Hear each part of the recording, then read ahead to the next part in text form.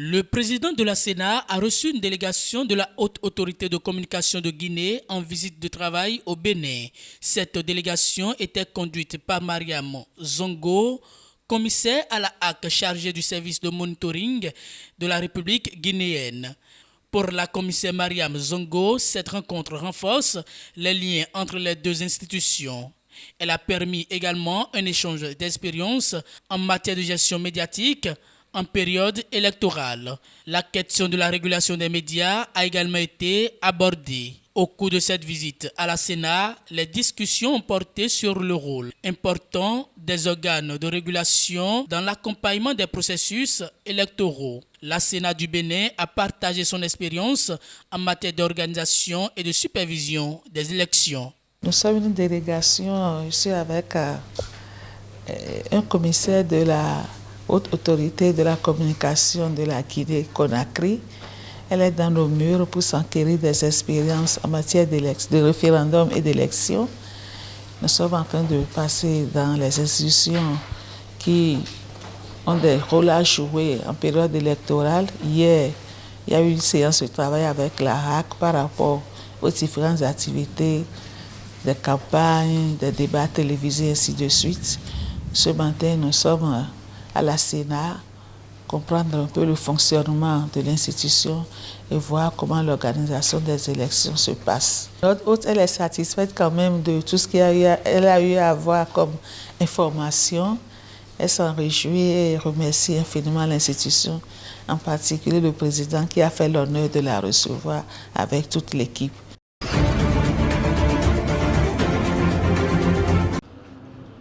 Ce qui s'est passé,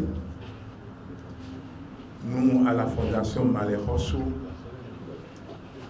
nous savons qu'il n'y aura jamais un coup d'État dans ce pays. Nous affirmons notre soutien total au chef de l'État, M. Patrice Talon, et nous demandons à Allah, subhanahu wa ta'ala, de ne jamais accepter que cela arrive dans notre pays. Nous adressons également une requête respectueuse à tous les religieux du Bénin, afin qu'ils continuent de prier pour que les élections de 2026 se déroulent dans les meilleures conditions. Ce que nous demandons à tout le peuple béninois, de garder leur silence, leur calme, jusqu'à la justice finisse son travail et chacun peut commenter de sa façon. Mais actuellement, c'est comme il a l'innocence ou il a quelque chose. Que Dieu nous épargne. Et tout ça là, nous invitons la classe politique à tous les niveaux et le gouvernement de faire tout possible avant 2026 pour que tout le peuple béninois se réconcilie. Oui, pour qu'on se pardonne. Si on se réconcilie, si on faisait une assise nationale comme l'autre assise, je crois que ces petits problèmes allaient finir. Tout ce qui se passe actuellement, je souhaiterais que l'on soit positif, que l'on soit calme, que l'on observe, que l'on ne précipite pas. Je pense qu'il paraît que, on dirait que, non. Alhamdulillah, alhamdulillah, alhamdulillah, nous sommes encore là, aujourd'hui. Par la grâce de Dieu, comme l'a dit à l'époque, à la conférence nationale, Monseigneur de Souza, aucun pain de sang n'éclaboussera notre pays. Je suis le porte-parole, parce que parmi les anciens de l'époque, je suis le seul qui reste. Fouillez, allez du nord au sud et demandez parmi ceux qui étaient dans cette salle, ce jour-là, à côté de Monseigneur de Souza et de Mathieu Kénékou, qui sont encore les vivants. même s'ils sont encore vivants, ils sont plus valides comme moi. Et je répète, aucun bain de sang n'éclaboussera notre pays, quel que soit le temps et quel que soit le président qui sera là. Je vais vous prier à nouveau de continuer à prier pour ce pays, de continuer à prier pour le chef de l'État. Parce que Talon, qu'on l'aime ou qu'on ne l'aime pas, c'est Dieu qui choisit qui va diriger. Dieu l'a choisi aujourd'hui, il est le chef d'État, on doit l'accompagner à terminer dans la paix son mandat. Il y va de notre sécurité nous-mêmes. Il est tout ainsi impossible de saisir l'essence de l'Afrique sans embrasser pleinement ses croyances, ses traditions, sa civilisation. C'est dans cet esprit que le Bénin, terre-mère de la culture vaudou, a pris l'initiative de corriger les perceptions négatives sur cette culture, notre culture.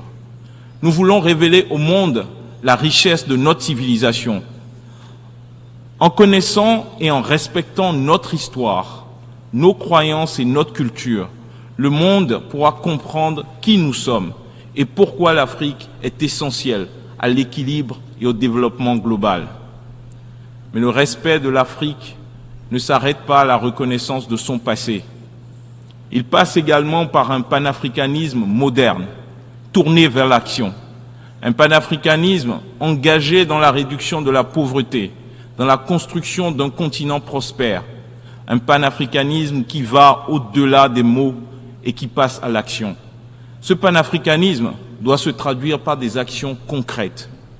Comment pouvons-nous prôner l'unité africaine quand il est aujourd'hui plus facile pour un Européen de voyager à travers le continent africain que pour un Africain lui-même?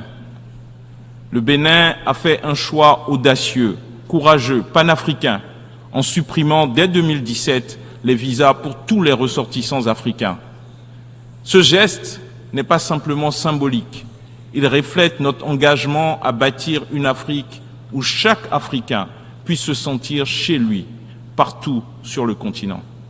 Monsieur le Président, Mesdames et Messieurs, plus que jamais, le respect de l'Afrique passe aussi par la reconnaissance de ces enfants dispersés à travers le monde. Nos frères et sœurs de la diaspora, déracinés de force lors des heures sombres de la traite transatlantique, doivent retrouver leur place au sein de la communauté africaine. Il est temps de guérir ces blessures, de recréer ce lien sacré avec ceux qui, bien que physiquement éloignés, portent l'Afrique dans leur cœur. Les afro-descendants ne sont pas de simples membres éloignés de notre famille. Ils sont nos enfants, ils sont nos frères, elles sont nos sœurs.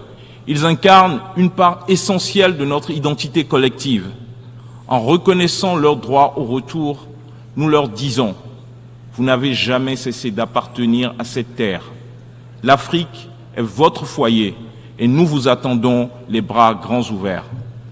2024 marque la fin de la première décennie internationale des personnes d'origine africaine.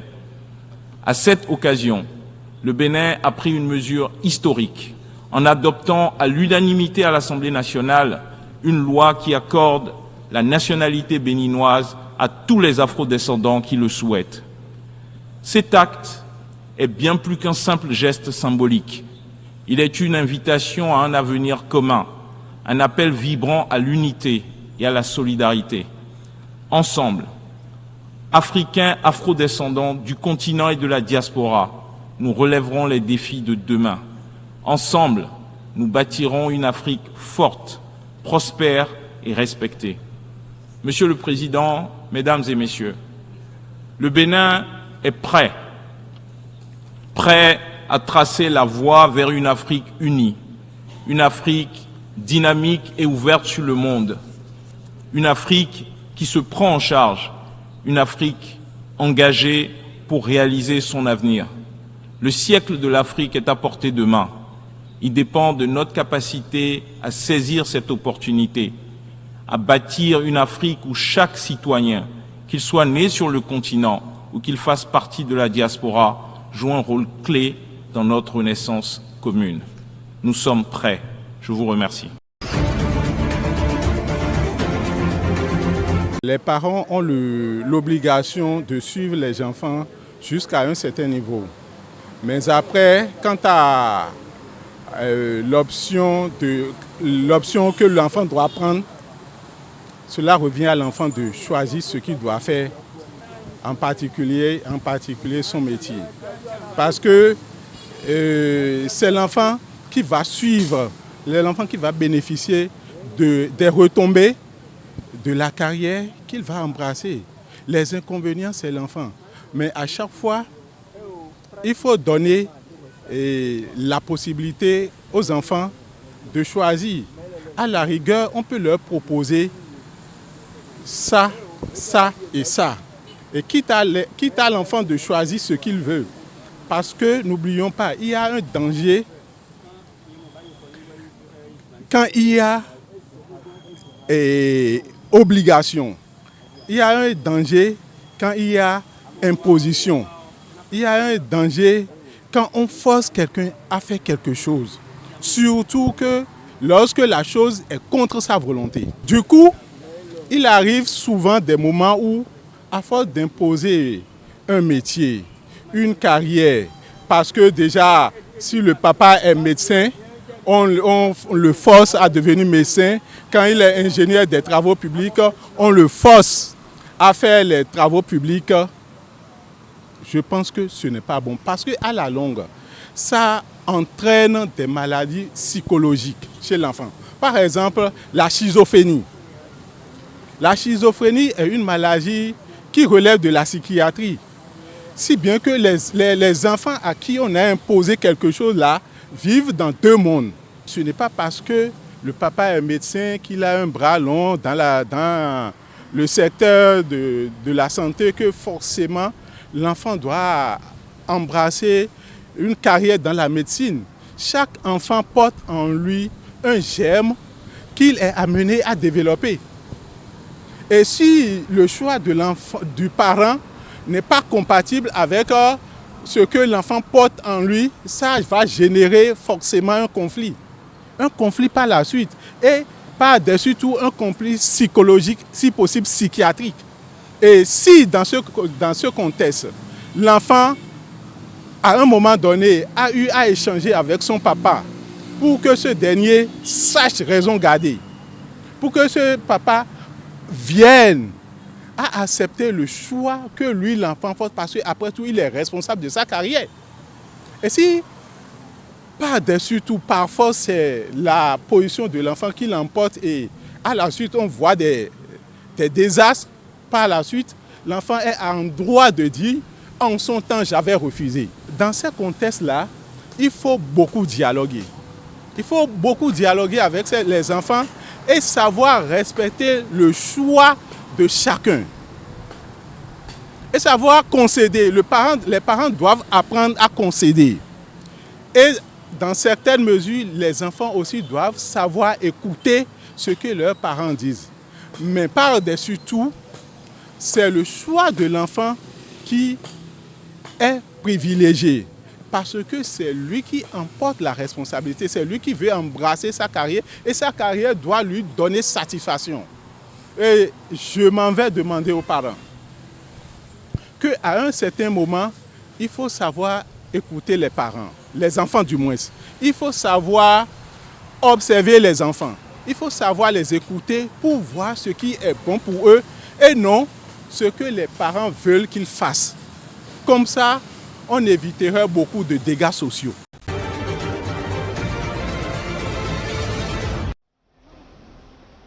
Au Ghana, Oliver Mawuse Barker Vormawor, organisateur de la manifestation Stop Galamsey Now, ainsi que 11 autres manifestants ont été placés en détention provisoire, portant ainsi à 52 le nombre total de manifestants incarcérés. Ces militants sont accusés d'avoir participé à un rassemblement interdit par les autorités, avec pour principal slogan « Dites non au Galamsey ». Cette manifestation visait à dénoncer l'inaction et la corruption du gouvernement ghanéen face aux mines d'or illégales.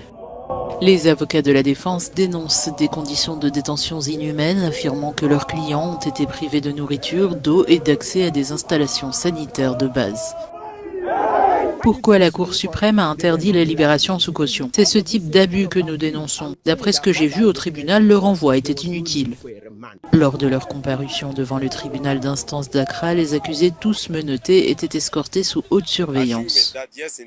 En supposant qu'ils aient effectivement commis un crime, les accusés ne devraient pas subir un tel traitement.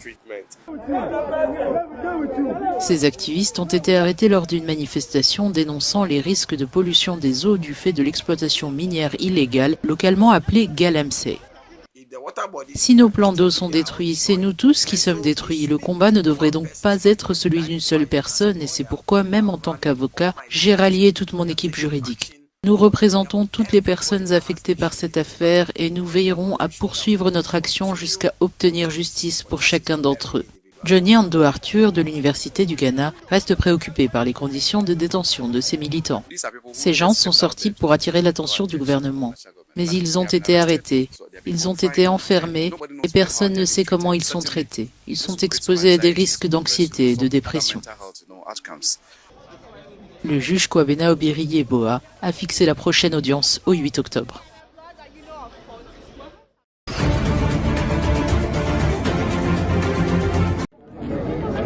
En République démocratique du Congo, Human Rights Watch a déclaré que l'armée rwandaise et les rebelles du M23 ont bombardé des camps de déplacés et des villages densément peuplés près de Goma, dans l'est du pays, tout au long de l'année 2024. L'organisation humanitaire ajoute que les forces armées congolaises FARDC et les milices alliées ont augmenté les risques encourus par les populations déplacées dans les camps en déployant l'artillerie à proximité. Les deux parties ont tué et violé des résidents des camps, entravé l'acheminement de l'aide et commis d'autres abus selon Human Rights Watch, qui a également publié un document d'enquête sur l'application des lois de la guerre dans la région. En janvier, l'armée rwandaise et le M23 se sont approchés de la ville de Sake, à 25 km à l'ouest de Goma, coupant ainsi les voies d'approvisionnement de la capitale provinciale du Nord Kivu. Ces deux armées complices ont depuis étendu leur contrôle sur la province.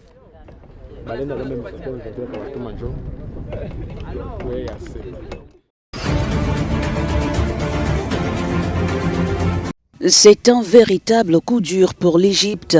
Le nombre de navires transportant le canal de Suez a chuté de 50%, impactant les revenus provenant de cette route commerciale. L'Égypte subit les conséquences d'un conflit entre Israël et le Hamas. Les rebelles houthis intensifient leurs attaques contre les navires qu'ils considèrent comme liés à l'État hébreu. Les développements actuels sont extrêmement préoccupants et pourraient entraîner une escalade du conflit dans la région, mettant en péril la stabilité. Nous avons déjà enregistré une perte de 50 à 60% des revenus du canal de Suez et au cours des 7 à 8 derniers mois, cela s'est traduit par une perte de plus de 6 milliards de dollars. Le canal de Suez avait rapporté à l'État égyptien plus de 8 milliards de dollars pour l'année fiscale 2022-2023. La région et le monde traversent une période particulièrement difficile. En Égypte, nous avons veillé à adopter une politique équilibrée face à cette instabilité préoccupante. Nous avons averti que si cette situation perdure, elle pourrait avoir de graves conséquences non seulement pour notre région, mais aussi à l'échelle mondiale. Il est essentiel de trouver des solutions durables pour prévenir une escalade des tensions et assurer la stabilité.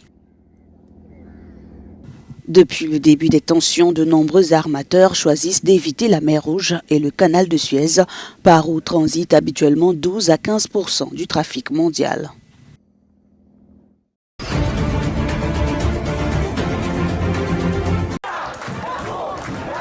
Le Parlement tunisien a adopté vendredi avec une large majorité un projet de révision de la loi électorale contesté par la société civile.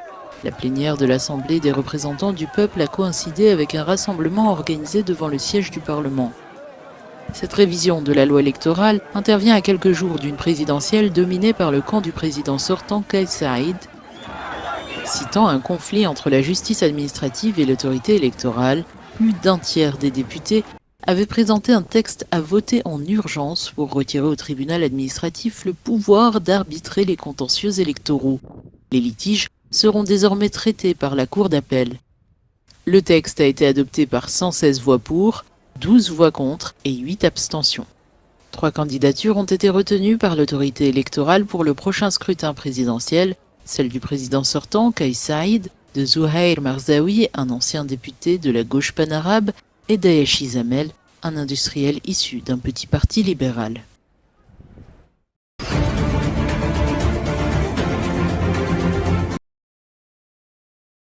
La police sud-africaine a annoncé samedi que 17 personnes, dont 15 femmes, ont été tuées lors de 2 fusillades qui se sont déroulées à proximité l'une de l'autre dans une ville rurale d'Afrique du Sud. Des recherches sont en cours pour retrouver les suspects, a indiqué la porte-parole de la police nationale, Athlenda Maté, dans un communiqué. Les fusillades ont eu lieu vendredi soir dans la ville de Lusiki-Siki, dans la province du Cap-Oriental, au sud-est de l'Afrique du Sud. Les meurtres ont été commis dans 2 maisons mitoyennes selon la police. 4 femmes, un homme et un bébé de 2 mois ont survécu. L'Afrique du Sud, un pays de 62 millions d'habitants, a enregistré 12 734 homicides au cours des 6 premiers mois de cette année, selon les statistiques officielles de la police.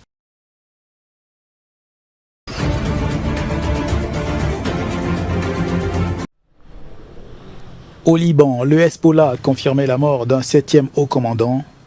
Celui-là était en charge du front sud. Le groupe militant libanais affirme en effet qu'Ali Karaki a été tué lors d'une intense frappe aérienne israélienne vendredi, opération qui a également tué le chef du groupe Hassan Nasrallah à Beyrouth.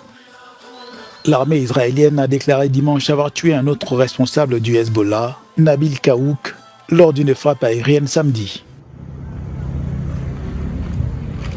Ali Karaki était quant à lui responsable de toutes les unités du Hezbollah dans le sud du Liban, dans le cadre du conflit en cours avec Israël. Ces personnalités font partie des quelques hauts responsables du Hezbollah qui ont été tués par les frappes aériennes israéliennes au Liban ces derniers jours. Le Liban a décrété 3 jours de deuil national à la suite de la mort confirmée d'Hassan Nasrallah.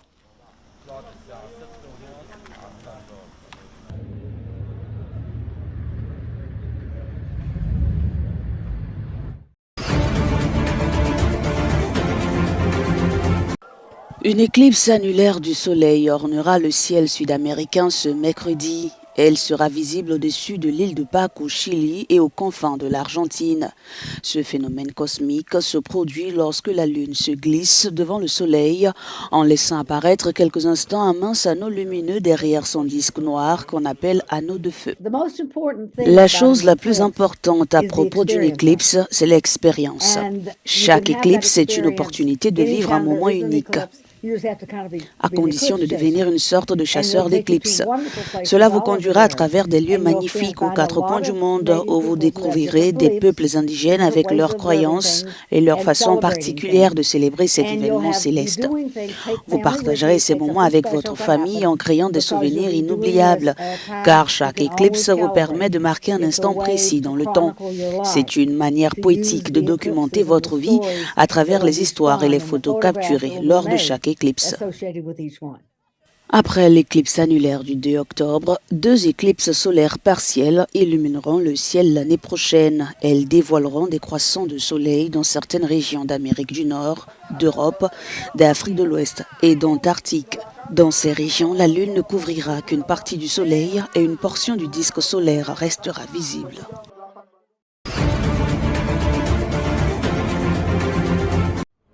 Le Premier ministre israélien était à la tribune des Nations Unies vendredi, à l'Assemblée générale annuelle de l'organisation. Benjamin Netanyahou a tenu l'Iran pour responsable des tensions au Moyen-Orient, tout en accusant l'ONU d'hypocrisie, mais aussi des critiques à l'endroit de la Cour pénale internationale pour avoir demandé son arrestation. J'ai un message pour les tyrans de Téhéran. Si vous nous frappez, nous vous frapperons. Il n'y a pas d'endroit. Il n'y a aucun endroit en Iran que le bras long d'Israël ne puisse atteindre. Et c'est valable pour tout le Moyen-Orient. Puis, dans un mélange d'acclamations et de cris de colère de l'assistance, Netanyahou rassure.